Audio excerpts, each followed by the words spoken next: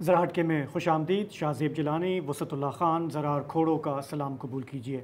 हमारे पड़ोस में एक बहुत बड़ा इलेक्शन अपने अख्ताम को पहुंचा। ये इलेक्शन 7 फेज़ेस पर मुश्तमिल था। 44 दिन सख्त गर्मी के बावजूद ये इलेक्शन चलता रहा। करोड़ों मतदाताओं ने यानी वोटर्स ने बाहर निकल कर अपना वोट दिया। 66 करोड़। और जो लेकिन तवक्को थी नरेंद्र मोदी को अपनी जीत की, वो पूरी नहीं हुई। जो चर्चा था वहाँ पे वो भी पूरा नहीं हुआ। उनकी पार्टी सबसे बड़ी पार्टी बनकर उभरी है, लेकिन ये वाज़ेह है कि अब वो एक मखलूत हुकूमत बनाने पे मजबूर होंगे। भारत में जो मीडिया है नरेंद्र मोदी की जो हामी है, उसे वहाँ पे गोदी मीडिया कहते हैं। और ये गोदी मीडिया इसने एक भरपूर माहौल बनाया हुआ था, जिससे सबको ये लग रहा था वहाँ पे और बाहर भी कि नरेंद्र मोदी को भारी अक्सरियत मिलेगी, 400 से ज़्यादा नशिस्तें मिलेंगी। और उनका ये वादा था कि अगर मुझे ये मिलता है तो मैं भारत का आइन बदलूँगा, मैं भारत का नक्शा बदल के रख दूँगा। तो पिछले 10 साल में ज़ाहिर है कि वहाँ का समाज, वहाँ की सूरत हाल बहुत बदली है।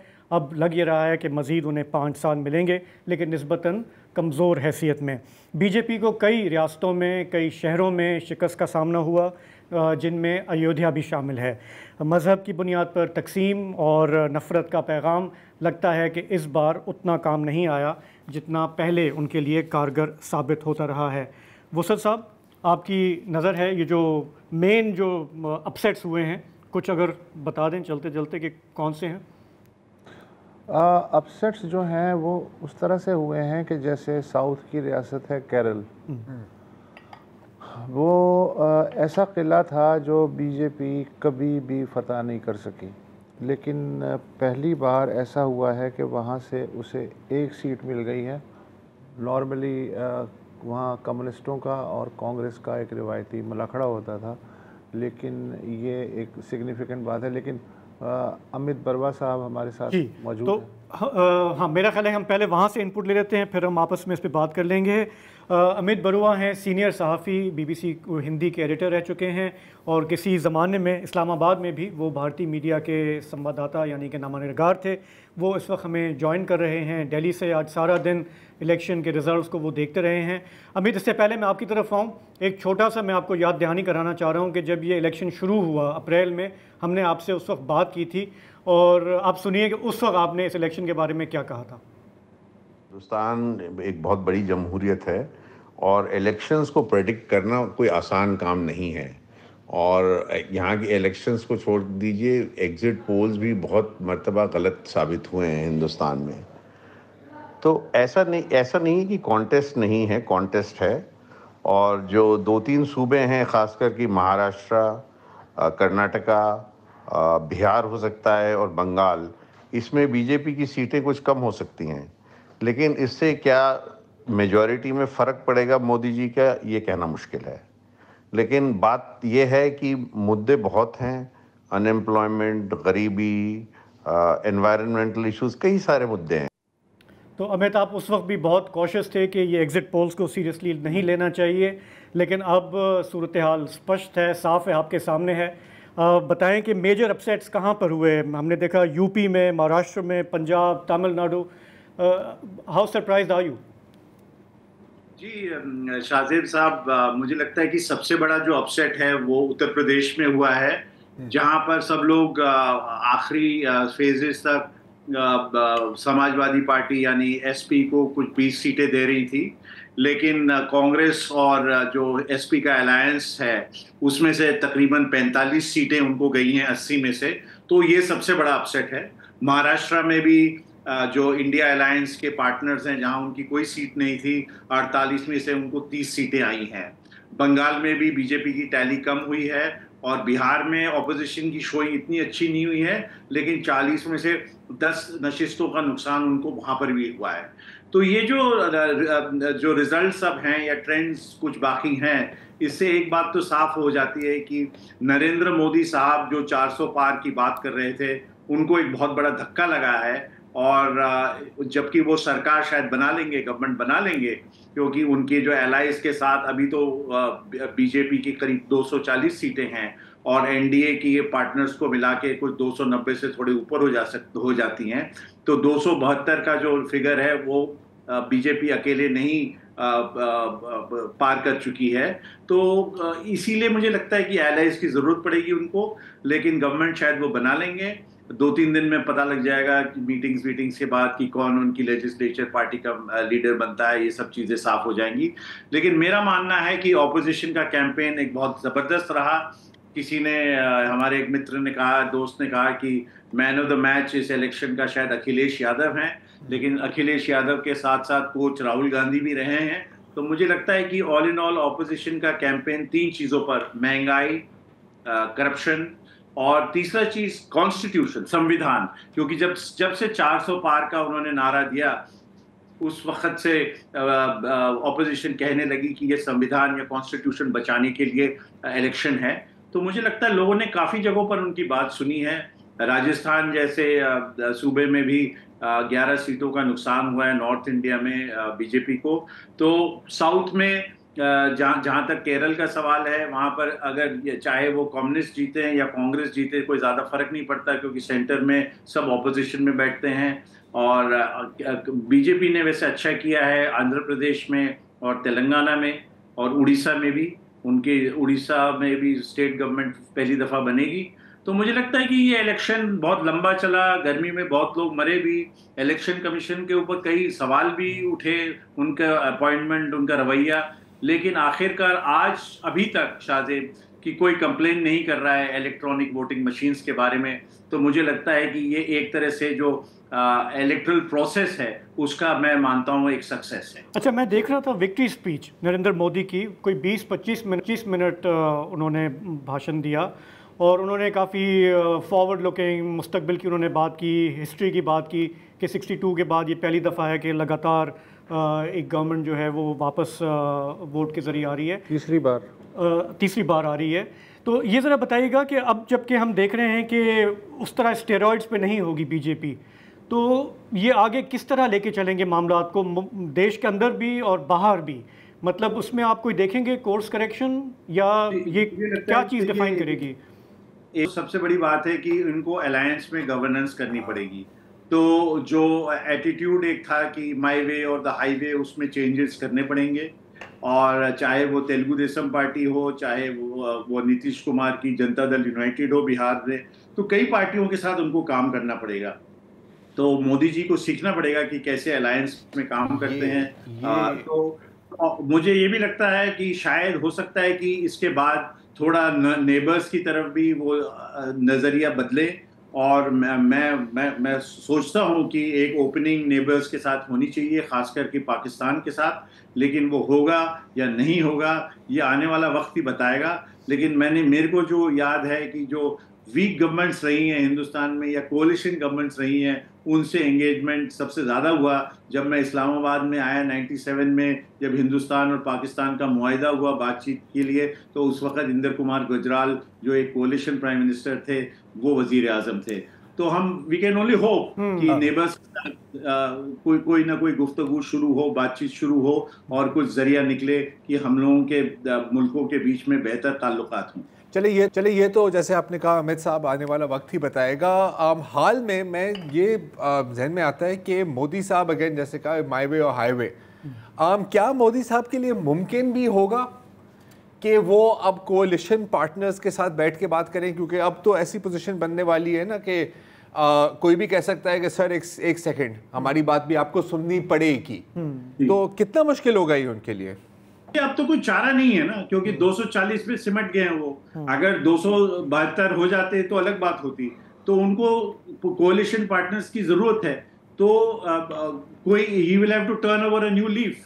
और उनको काम करना पड़ेगा सबके साथ में, और तो कोई ऑप्शन है नहीं। अब कुछ लोग ऐसी भी बात कर रहे हैं कि बीजेपी के अंदर कॉन्टेस्ट होगा, लेकिन मैं नहीं मानता कि कोई कॉन्टेस्ट होगा, और मुझे लगता है कि नरेंद्र मोदी ही तीसरी बार बीजेपी के लिए प्राइम मिनिस्टर बनेंगे। अच्छा, योगी आदित्यनाथ के बारे में भी लोग बड़ी बात करते थे कि he was being groomed to be the successor of Narendra Modi. तो यूपी के अगर हम आए तो यकीनन मेरे लिए ये बड़ी हैरानकुन रिजल्ट्स हैं, दूर से लॉन्ग डिस्टेंस व्यू लेकर।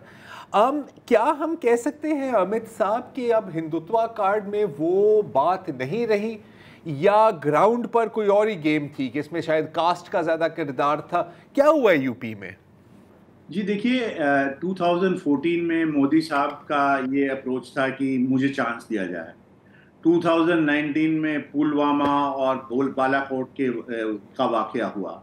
इस बार कोई ओवर आर्चिंग ऐसा सेंट्रल इशू नहीं था। कई लोकल इलेक्शन लड़े गए हैं हिंदुस्तान में, और राम मंदिर का जो कार्ड है, अब तो मंदिर बन गया, वो कार्ड से बीजेपी को कोई फायदा नहीं हुआ। ये बात तो साफ है, ये बीजेपी वाले खुद मानते हैं अब कि उनको ये राम मंदिर के कार्ड से कोई फायदा नहीं हुआ। वो मंदिर बन चुका है, हिंदुस्तान में कोई खतरे में नहीं है। सब लोग, मतलब कि खास करके मेजॉरिटी कम्युनिटी को पूरी आज़ादी है अपना धर्म प्रैक्टिस करने के लिए, अपना रिलीजन प्रैक्टिस करने के लिए। तो ये कार्ड थोड़ा सा फ्लैट हो गया, और कैंपेन के दौरान भी मोदी साहब ने जिस तरह की जुबान का इस्तेमाल किया, वो मुझे लगता है कि उनके कुछ सपोर्टर्स ने भी पसंद नहीं किया। तो हो सकता है इन सब तमाम चीज़ों की वजह से जो सेटबैक यूपी में हुआ है वो काफ़ी तगड़ा है, और उसका I am sure Modi ji और उनके तमाम लीडर्स बैठ के एनालिसिस करेंगे कि ये क्यों हुआ। तो अमित, ये कहना सही होगा कि भारतीय लोकतंत्र या डेमोक्रेसी के लिए ये कोर्स करेक्शन है? बिल्कुल कोर्स करें। मोदी जी और उनकी पार्टी के लिए मैसेज है कि आपको सबको साथ लेके चलना पड़ेगा। सबका साथ सबका विकास स्लोगन नहीं हो सकता, और ये एक प्लूरल देश है, ये एक मल्टीलिंगुअल देश है, मल्टी रिलीजियस देश है, और सबको हक है इस देश में रहने का, इस मुल्क में रहने का, और सबको बराबरी का दर्जा मिलना चाहिए। अगर लोग समझते हैं कि एक मजहब को परे करके आप इलेक्शन जीत सकते हैं या मुल्क को चला सकते हैं, ये वो उनकी गलतफहमी है। और मुझे लगता है कि एक टाइमली रिमाइंडर इंडिया की इलेक्टोरेट ने मोदी साहब और उनकी पार्टी को पेश किया। Is this the comeback of Congress, Amit साहब? क्योंकि उन्होंने अपनी तो काफी पोजीशन को इम्प्रूव किया है पिछली इलेक्शन से।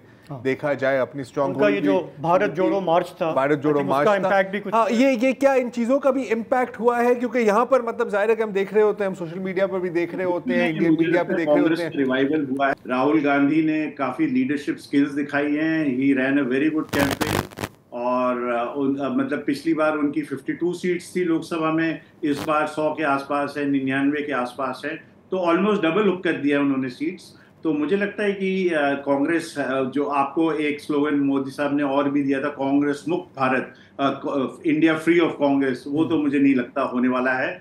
और आगे आने वाले दिनों में कई स्टेट असेंबलीज के इलेक्शन है, महाराष्ट्र में बड़े चुनाव हैं, तो ये सब देखा जाएगा आपकी किस तरह से क्या होता है। लेकिन ये बात तो है कि द फाइट इज ऑन, और पार्लियामेंट में भी जहां 70-80 एमपीज थे ऑपोजिशन के, अब 220-225 होंगे, तो उसका एक अलग ही इम्पैक्ट होगा हमारी लोकसभा में। अमित बरुआ, आपका कुछ पूछना है? Thank you. नहीं पूछना है तो हाँ पूछना। अमित, मैं ये जानना चाह रहा हूँ, दिल्ली पे मुझे हैरत है, ये आम आदमी पार्टी का गढ़ रहा है। अरविंद केजरीवाल जेल चले गए, हमदर्दियाँ भी उनके साथ जो हैं वो हुई, लेकिन रिज़ल्ट ये आया कि आपका सफाया हो गया दिल्ली से। ये ज़रा समझाएं क्या हुआ? जी भूषण साहब, पिछली मरतबे में भी 2019 में बीजेपी ने 7 सीट जीती थी दिल्ली की, और जबकि कुछ लोगों ने सोचा था कि कुछ सिंपैथी वेव हो सकती है, लेकिन जो दिल्ली का वोटर है उसका एक अजीब रवैया है। उनका कहना है कि दिल्ली असेंबली में हम आपको देंगे और सेंटर में हम मोदी को देंगे। पिछली बार भी ऐसा ही हुआ था, इस बार भी ऐसे ही हुआ, और कई लोगों से जब भी मैंने बात की वो लोग ऐसे ही अप्रोच रखते हैं। तो अपनी अपनी सोच है, और कई जगह पर हम देखते हैं कि असेंबली इलेक्शन में जो स्टेट या सूबा का इलेक्शन होता है उसमें लोग एक तरह से वोट देते हैं, और सेंट्रल इलेक्शन में। बिल्कुल ठीक है, बिल्कुल ठीक है। अमित बरुआ, आपका बहुत बहुत शुक्रिया, थैंक यू, आपका इनपुट आ गया। अब एक सेकंड के लिए इनको भी सैल्यूट भेजें हाँ। कि कितना मुश्किल काम होता है इतनी बड़ी इलेक्शन को एनालाइज करना। हाँ, अब नहीं, जैसे कि फ़र्ज़ करें ना यार, जैसे अब पाकिस्तान में इलेक्शन होती है, अच्छा जैसे भी होती है, इलेक्शन होती है, सिलेक्शन होती है, लोग आपको कॉल करते हैं, तो कभी कभी जब आपसे सवाल पूछा जाता है किसी बहुत दूर दराज हल्के का, आपके जवाब देना तो थोड़ा मुश्किल हो जाता है ना। यहाँ पर कितनी आबादी है, उस वक्त कितने वोटर हैं? यहाँ पे 25 करोड़ की आबादी है, वोटर होंगे कोई 12 करोड़ होंगे। और अनगिनत रियासतें उधर नहीं, उधर 96 करोड़ है। उधर उसकी बात कर वहाँ की बात। 96 66 करोड़ वोट जो हैं वो हैं टोटल, और उसमें से 66% जो हैं वो पड़े हैं, टर्न आउट हुआ है। मतलब हम कहते हैं कि पाकिस्तान जो Massive। साइज़ है वो वहाँ पे यूपी की साइज़ है, देख लो। ठीक है ना। तो वो सोचो। लेकिन हम अभी इस मौजू पे मज़ीद बात करेंगे, एक छोटा सा ब्रेक लेते हैं, उसके बाद।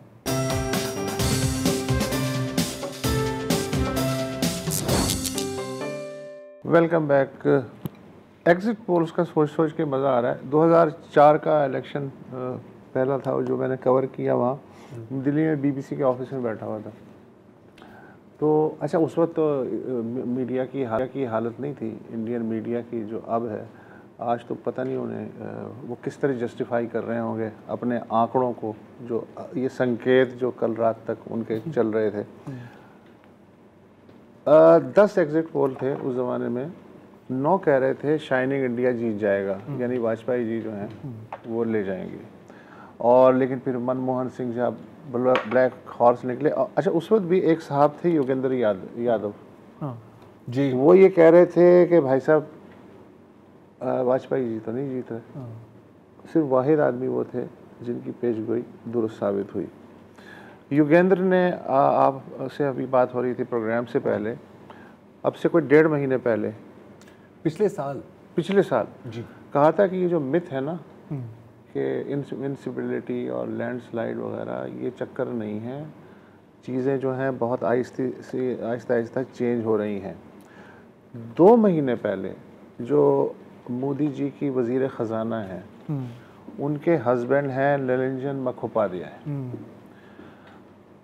उन्होंने कहा कि भाई साहब अगर 200 से ऊपर अगर ले जाए बीजेपी तो मेरे हिसाब से तो बहुत बड़ी बात होगी। 2 महीने पहले मौजूद सिटिंग वज़ीर ख़जाना का हस्बैंड, जो कि पहले मोदी की उन्होंने बायोग्राफी लिखी, फिर वो इख्तलाफात हो गए, लेकिन उनका जो एनालिसिस है वो तकरीबन आपको याद होगा हमारे यहाँ जावेद रफ़ी साहब लिखते हैं वहाँ से, वो भी और हम सब कह रहे थे यार ये क्या बात है। वैसे वाकई मानने की बात है कि हम भी कह रहे थे कि यार कुछ लोगों की होती है क्या। अच्छा, गलत। अब जब आप होते हैं ना कि मोदी है तो मुमकिन है जी, मसलन अगर मेरे साथ ये नारा जुड़ जाए मेरा तो दिमाग ख़राब हो जाएगा। ये तो है। अच्छा, और हो भी रहा है ऐसा कि जी मुस्तकिल जो चीज़ें हैं वो सितारे आपके बिल्कुल एक लाइन में चल रहे हैं। तो अच्छा, इसका सबूत यह है कि अभी कोई 2 हफ्ते पहले कोई इंटरव्यू दे रहे थे मोदी जी। उन्होंने कहा कि मुझे लगता है कि मैं किसी ख़ास काम के लिए भेजा गया हूँ, और अगर मैं औरत के पेट से पैदा ना होता तो मैं यह सोचता, लेकिन मेरे अंदर जो क्षमता और शक्ति है काम करने की, उससे मुझे लगता है ये आम आदमी से ज़्यादा है। गॉड कॉम्प्लेक्स है ना। अच्छा, उन्होंने कहा मैं अपनी माँ का बेटा। अच्छा, जब आप इस स्टेट ऑफ माइंड में रह रहे हों, वाह जी, तो फिर आप ये समझते हैं कि मुस्तनद है मेरा फरमाया हुआ, राम मंदिर आउटडेटेड हो चुका लेकिन मोदी जी को पता नहीं चला, मुस्लिम कार्ड आउटडेटेड हो चुका था लेकिन मोदी जी को पता नहीं चला। ये जो थे राहुल गांधी वाले, अच्छा, अब सबसे बड़ा इस इलेक्शन का फ़ायदा ये होगा कि इनके साथ एक टाइटल बीजेपी ने लगा था, पप्पू।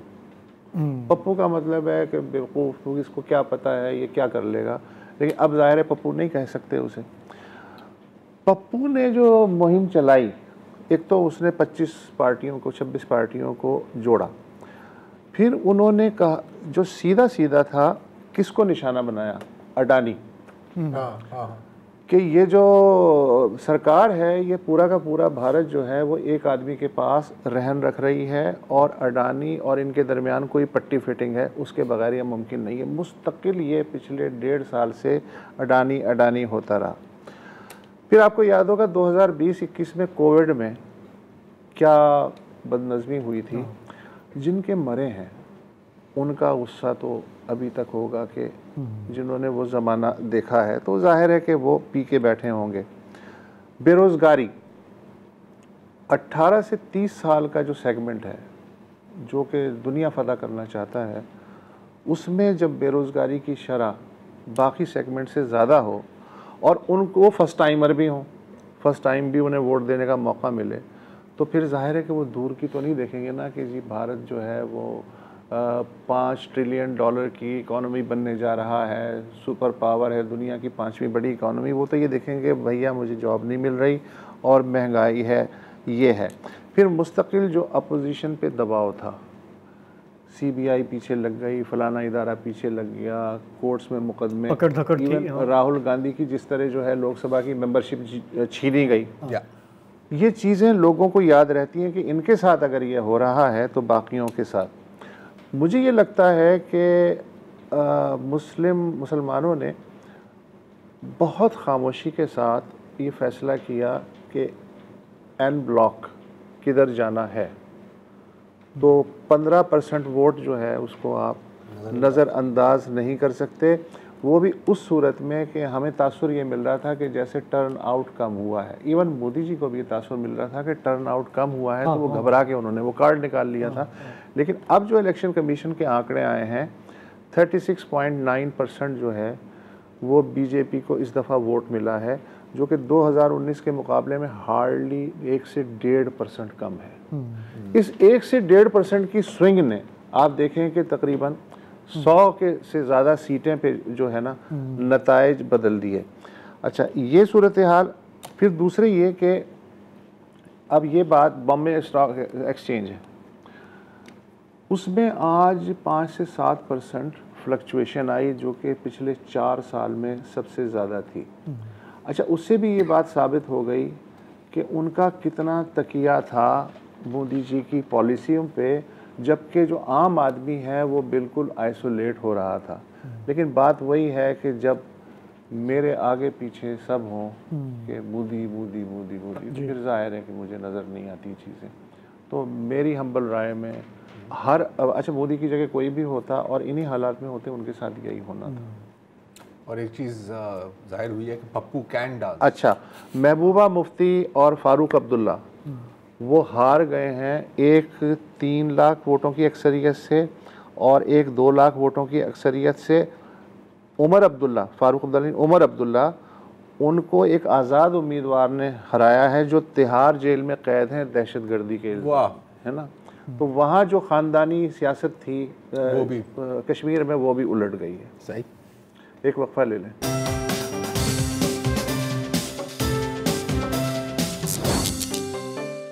सिंध में लाड़काना का जो ज़िला है उसमें एक शहर है रतो डेरो, उसकी एक अपनी अहमियत है। वहाँ पर पिछले चंद हफ़्तों से कुछ अजीब व गरीब वाक़यात हो रहे हैं। हथियार लेके लोग निकलते हैं, फायरिंग करते हैं, कई कई घंटे तक, भारी असला उनके पास है। इसकी वो वीडियोस बनाते हैं और सोशल मीडिया पे, टिकटॉक पे इस तरह लगाते हैं जैसे कोई बहुत ही फ़ख्र का काम है। वहाँ से मुसलसल ये रिपोर्ट्स आ रही हैं, लोगों में खौफ व हरास है। पुलिस बज़ाहिर वहाँ पे नज़र नहीं आती। ये मामला क्या है? पता चला है कि वहाँ पे 2 बरादरियाँ हैं, वीसर और जलबानी बरादरी, उनके दरमियान कुछ मसला चल रहा है, जिसमें जिस तरह का असलहा इस्तेमाल हो रहा है और जो पिक्चर्स आप अपनी स्क्रीन पे देख रहे हैं, अगर इससे बहुत ज़्यादा नुकसान भी हो सकता है। लेकिन असल में ये मामला है क्या, बताने के लिए हमें ज्वाइन कर रहे हैं लाड़काना से सहाफ़ी तारिक। तारिक, इसका पस मंज़र बताएं। ये अहम हल्का है ना, ये बिलावल भुट्टो साहब का हल्का है कौमी असम्बली में, फरियाल तालपुर साहब का सूबाई असम्बली में। क्या हो रहा है वहाँ पे? सर, इसकी शुरुआत होती है ईद उल फितर के दिनों में। ईद उल फितर के दिनों में यहाँ पर फाइक चलबानी और गुलाम मुस्तफ़ा वीसर, जो कि एक रिटायर्ड पुलिस वाले हैं, उनके दरमियान यहाँ पर बच्चों की बात यानी मोटरसाइकिल पार्किंग पर एक झगड़ा शुरू होता है। झगड़ा शुरू होने के बाद इनके बड़ों को इत्तला दी जाती है, बड़े पहुंचते हैं और बड़े फायरिंग होती है। फायरिंग से एक शख्स जलबानी बरादरी का यहाँ पर जख्मी होता है, जिन्हें अस्पताल लेके जाया जाता है, जिसके बाद ये झगड़ा मुसलसल बढ़ता जाता है। इस वाक़े की FIR दाखिल की जाती है 34 अफराद के खिलाफ, लेकिन पुलिस उनमें से किसी को गिरफ्तार नहीं कर सकती। दोनों बरादरियों को सियासी यहाँ पर असल रसूख हासिल है। हत्ता कि जब एसएचओ उन दिनों में गिरफ्तार करने इन बरादरियों में से एक बरादरी के पास पहुंचे तो उनको वहां इंतहाई उनके साथ नारवा सलूक किया रखा गया। अब अलबत्ता जो सुनने में आए, जो राय बताते हैं, उनको वहां गालियां तक दी गई।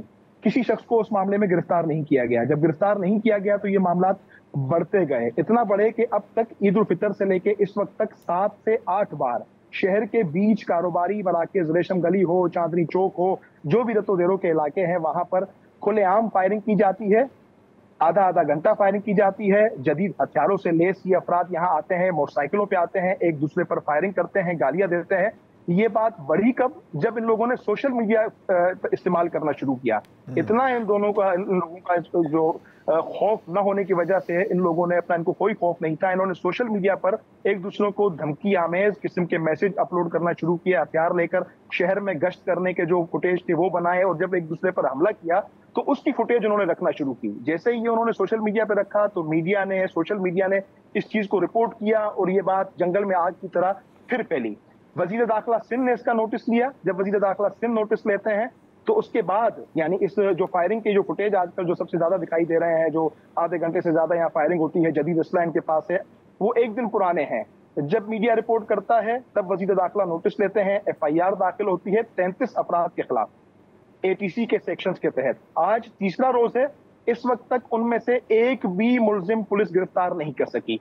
SSP की कल रात को एक प्रेस रिलीज जारी हुई है जिसमें कहा जाता है कि एक नामजद शख्स को, मुलजिम को गिरफ्तार किया गया है, 8 मुश्तबा अफराद को गिरफ्तार किया गया है, लेकिन जो नामजद था उसका नाम नहीं बताया जा रहा।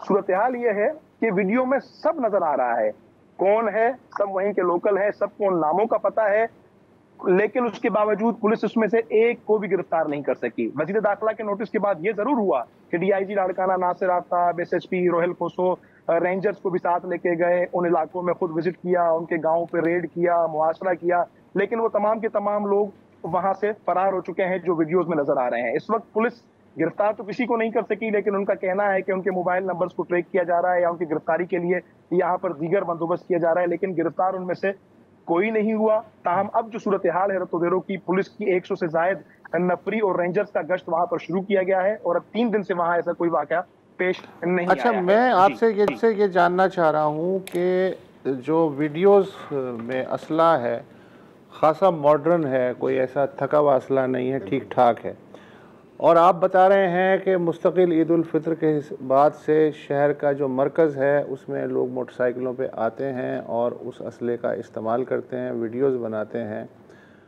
उसके बावजूद हैरत ये है कि कोई जानी नुकसान उसका आपने अपनी गुफ्तगू में कोई तस्करा नहीं किया, ज़ाहिर है नहीं हुआ होगा। मुझे ये लग रहा है कि ये चस्का लग गया है, मेरा चैनल सब्सक्राइब करें, लाइक करें और बेल आइकन दबाएं। इस चक्कर में जो है ये असला भी इस्तेमाल हो रहा है, वो तस्वीरें भी ज़ौक़ शौक़ से शेयर की जा रही हैं, अपलोड की जा रही हैं। तो ये फैक्टर जो है इस पे ज़रा रोशनी डालिए कि ये आपको अजीब सा नहीं लगता ये सब? बिल्कुल आप सही कह रहे हैं। इस वक्त तक तकरीबन 1 महीने से जायद हो चुका है। खातून समेत 3 अफराद इस वाक़े में आज तक सिर्फ जख्मी हुए हैं।